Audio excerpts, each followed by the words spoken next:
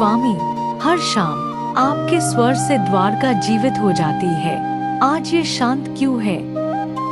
रुक्मिणी, कुछ यादें ऐसी होती हैं जो सुरों से नहीं, प्रेम से बजती हैं। कौन सी याद प्रभु? एक भक्त की, नानी बाई की। नन्ही सी नानी पर भक्ति खास, उसकी हंसी जैसे बांसुरी का सुर, उसके कदम जैसे मंदिर का नूर। निर्मल था मन, था मासूम समा, छोटी सी नानी, मासूम सी आंखें, चंचल मन और निर्मल बातें। देखो, कृष्ण मेरे भाई लगते। मैं भी मुस्काकर चुप हो जाता, हर मासूमियत में खो जाता। नन्ही सी नानी पर भक्ति खास, मेरी छोटी सी बहना कभी ना हो उदास। जब दुनिया उसे समझे एक छोटी सी कन्या, मैं जानता था ये मेरी भक्तनिया। हर बचपन में मैं हूं, हर मुस्कान में मेरा गीत। श्याम, सब कहते हैं तुम नहीं हो, पर मुझे पता है तुम यही हो। कितनी पवित्र थी वो छोटी सी भक्त। हर युग में कोई नानी बाई होती है। गरीबी कभी कभी परख होती है विश्वास की।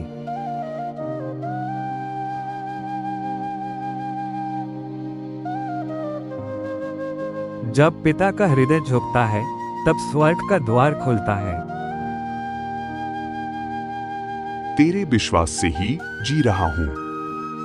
कुछ यादें समय से नहीं, रिश्ते से बंधे हैं।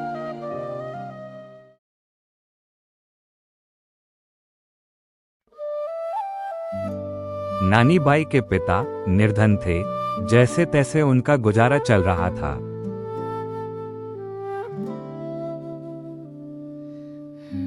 कुछ उधार भी हो गया था, जिसकी वजह से काफी अपमान सहना पड़ रहा था। नरसी जी अपने किशन के मंदिर में समय बिताते थे।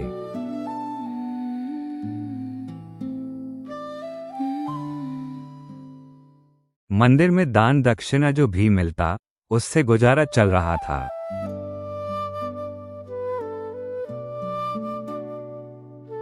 नानी बाई बचपन से अपने पिता की मदद कर रही थी।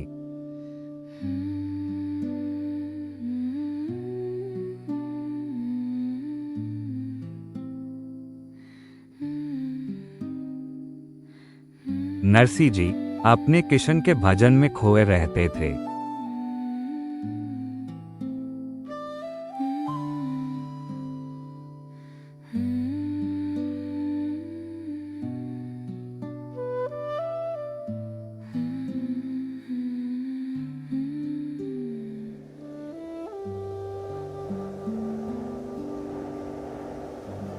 और धीरे धीरे नानी बाई जवान हो रही थी।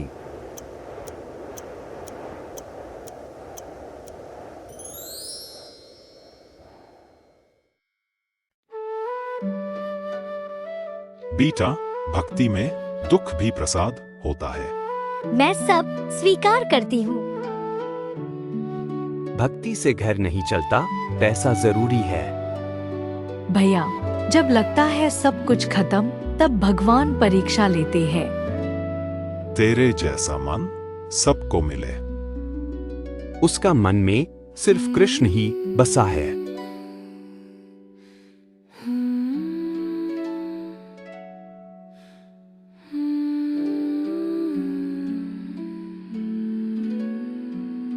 अपने पिता की तरह नानी बाई को भी अपने कन्हैया पे विश्वास था।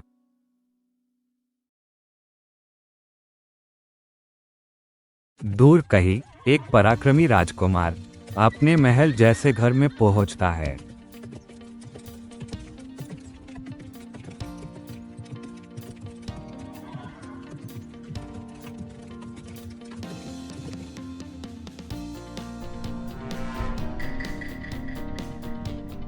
पृथ्वीराज की बहन और माँ गहने और आभूषण को संभाल रही थी।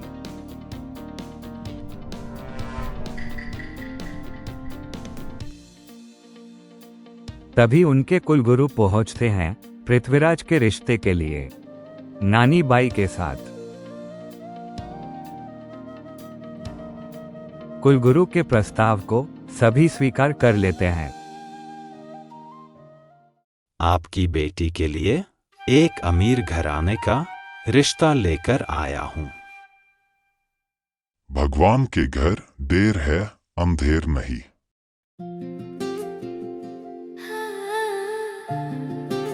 कौन हो तुम? इतने अपने लगते हो। पता नहीं क्यों लगता है जैसे कोई मुझे याद कर रहा हो।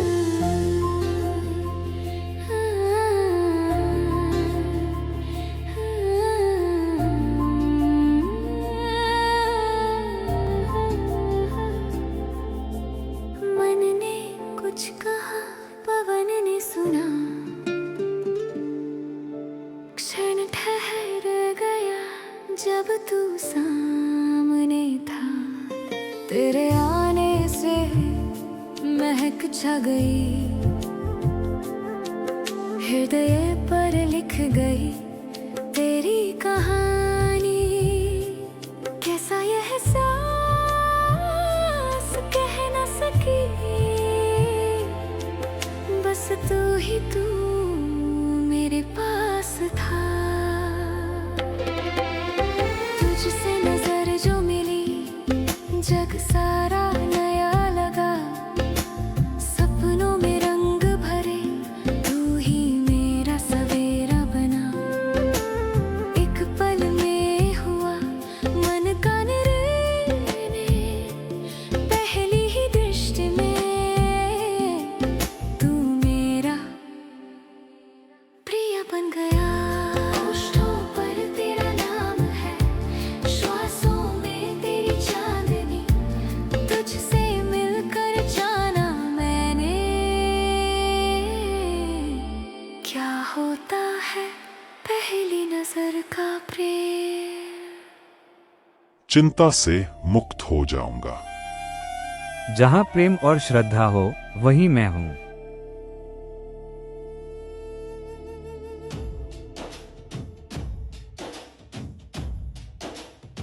देखो दहेज में क्या लाएगी।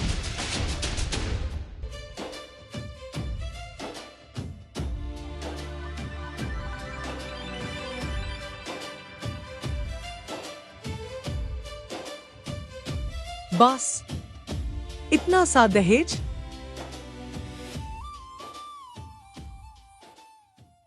गरीब खानदान, किस घर से पाला पड़ा है।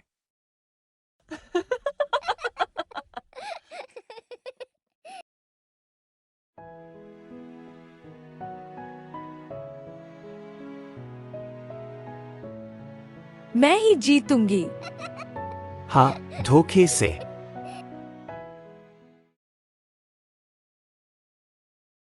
काफी दिन हो गए, नानी कैसी होगी? कुछ समय बाद नानी बाई ने एक प्यारी सी गुड़िया को जन्म दिया। ससुराल में उत्सव पर्व मनाया गया। नानी बाई का भैया और भाभी भी उत्सव में आए और इस तरह समय का पहिया धीरे धीरे घूम रहा था। धन्य हो प्रभु।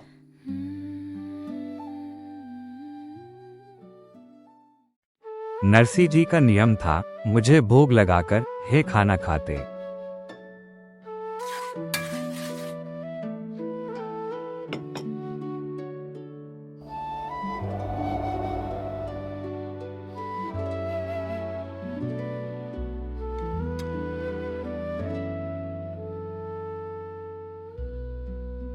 पर एक दिन महाजन अपना पैसा लेने घर पहुंच गया।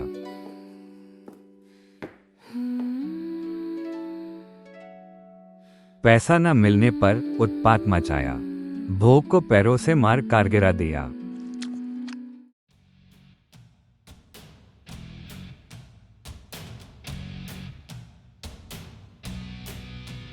गांव वालों ने बीच बचाव किया, लेकिन वो घायल का बछड़ा लेकर चला गया।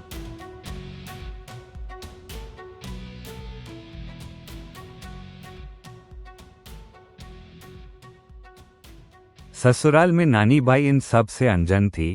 वो रक्षा बंधन की तैयारी कर रही थी।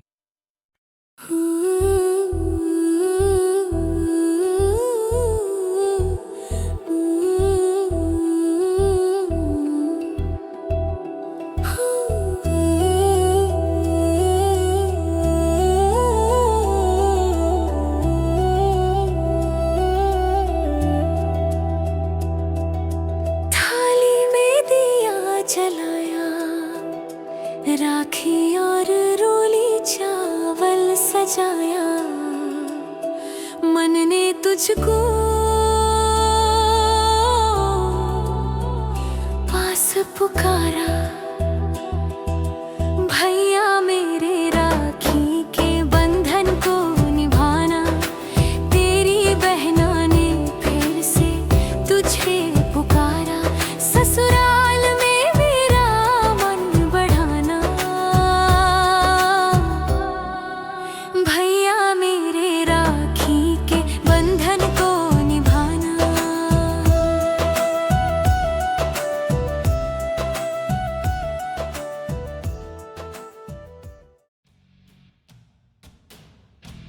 महाजन अत्याचार कर रहा था और इन सब में भाई बुरी तरह से घायल हो गया और अपने प्राण त्याग दिया।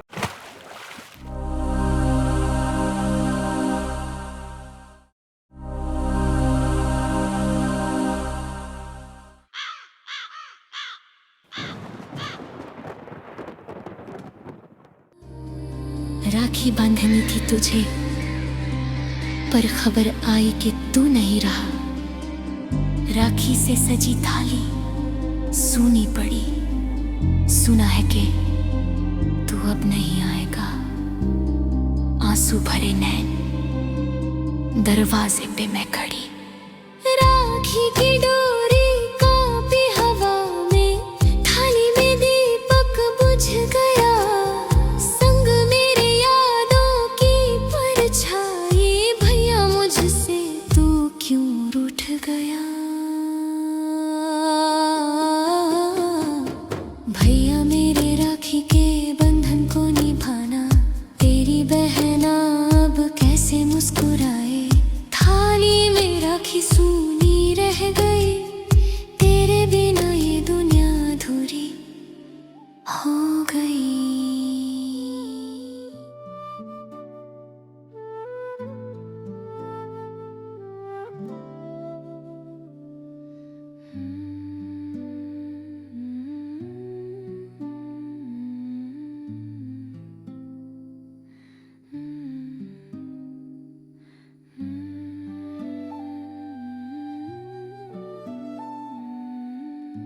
नानी बाई अपने गांव पहुंच जाती है।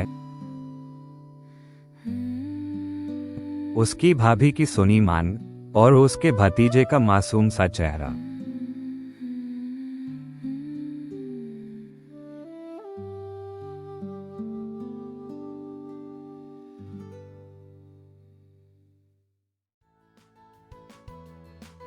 बेटियां कब बड़ी हो जाती है मालूम है नहीं चलता। नानी बाई की बेटी नंदिनी भी समय के साथ साथ बड़ी हो रही थी।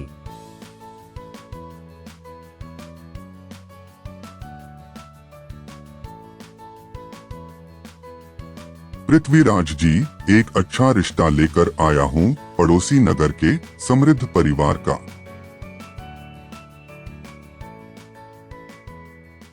अच्छा घराना है तो देख लेना चाहिए। देखते हैं माँ। खेलती थी हमारी गोद में, अब दुल्हन सी लगती है वो। सपना थे कभी हमारा अपने सपनों में खोई है वो। पलकों में बचपन का हर रंग है, पर दिल में अब नई उमंग है। मांग में उसके उजियारा है, पर हमारे दिल में अंधियारा है। अब तो विदाई का वक्त है आया, मन कह न पाए पर दिल ने पाया।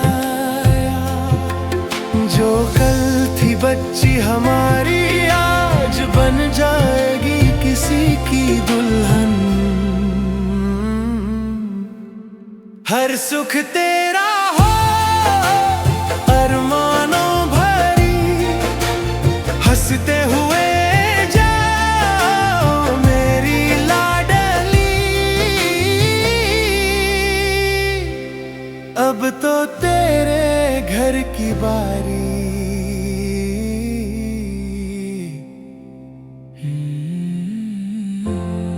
मायरो कौन भरेगा?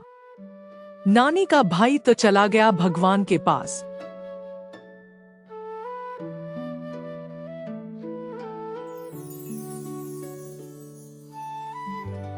मेरा कृष्ण आएगा भात भरने।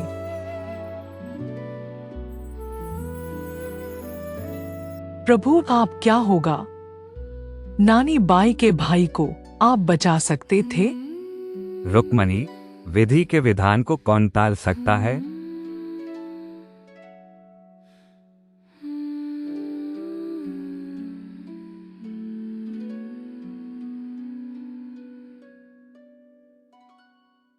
उसका बाप भी तो थनथन गोपाल।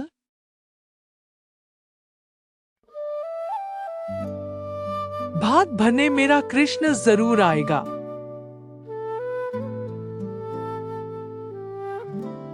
अब क्या होगा बाऊजी? सब ठीक हो जाएगा, बस विश्वास बनाए रखो।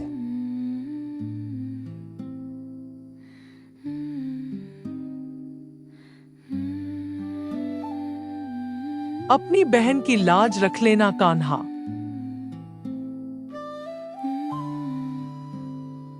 नरसी जी को विश्वास था कि उनका कन्हा जरूर आएगा। बस अब चलने की तैयारी करो।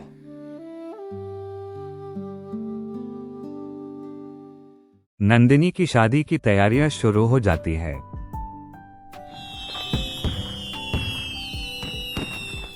महल की सजावट, मेहमानों का आगमन, चारों तरफ खुशियां ही खुशियां।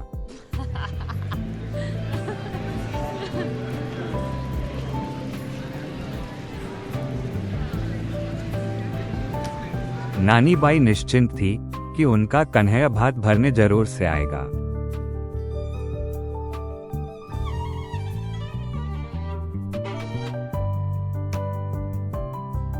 नंदिनी दुल्हन के लिबास में अत्यंत सुंदर लग रही थी।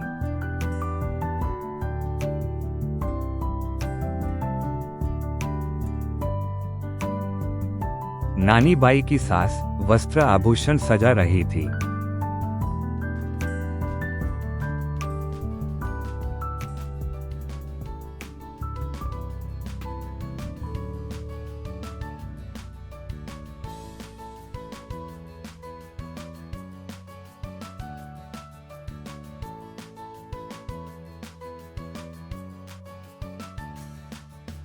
सब तरफ खुशियां है खुशियां, लेकिन नानी बाई का मन खटक रहा था।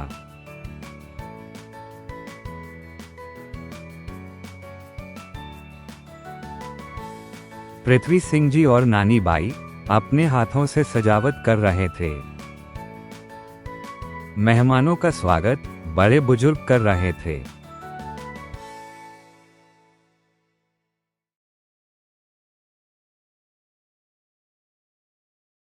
और फिर बारात का आगमन होता है।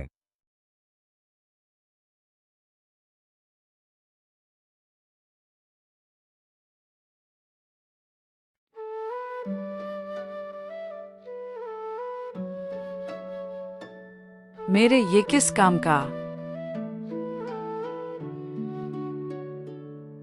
बुआ को चुनरी में उड़ाऊंगा। हाँ बेटा, जरूर।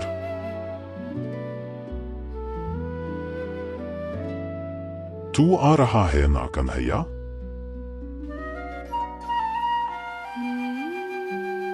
तुम आ रहे हो ना भाई? मेरे जाने का समय आ गया। मैं भी साथ चलूंगी प्रभु। भाई साहब थोड़ी जगह दे दो, हम भी चले जाएं साथ। कहाँ जा रहे हो इतने सज धज के, लगता है कोई दान धर्म का काम। अरे भाई बैल बीमार है, गाड़ी टूटी है, कहीं और से चले जाओ।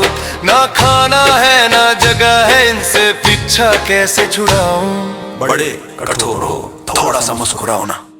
हम भी वही जा रहे हैं जहां आप जा रहे हो ना। बैलगाड़ी टूटी है रे, बैल बीमार, चले नरसी जी पर पीछे अवतार।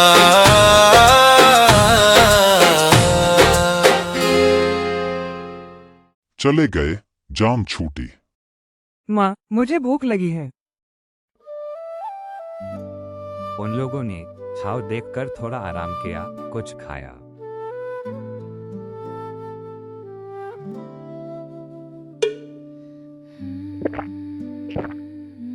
और थोड़ी देर बाद फिर से निकल पड़े।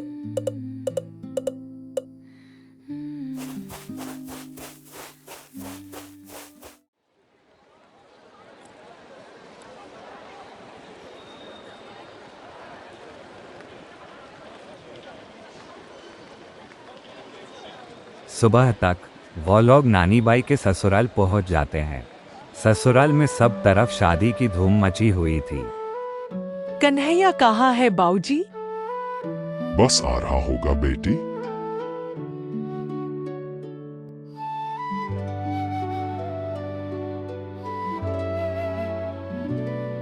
ये लोग कहीं महल में ना बस जाएं। इन लोगों के लिए पीछे अस्तबल के पास जगह बना दो।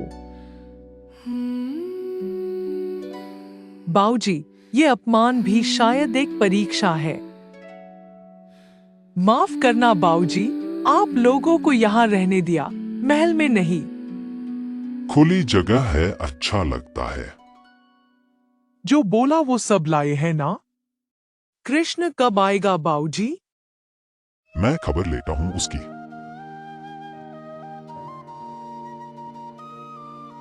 यहाँ पहुंचा नहीं अभी तक? अब आया कन्हैया? मैं यही था। वहां नरसी जी अपने कृष्ण को देरी से आने के लिए डांट रहे थे और यहाँ नानी बाई चिंतित थी क्योंकि भात भरने का समय आ चुका था। पीछे तंबू में नरसी जी अपने कृष्ण को खाना खिला रहे थे।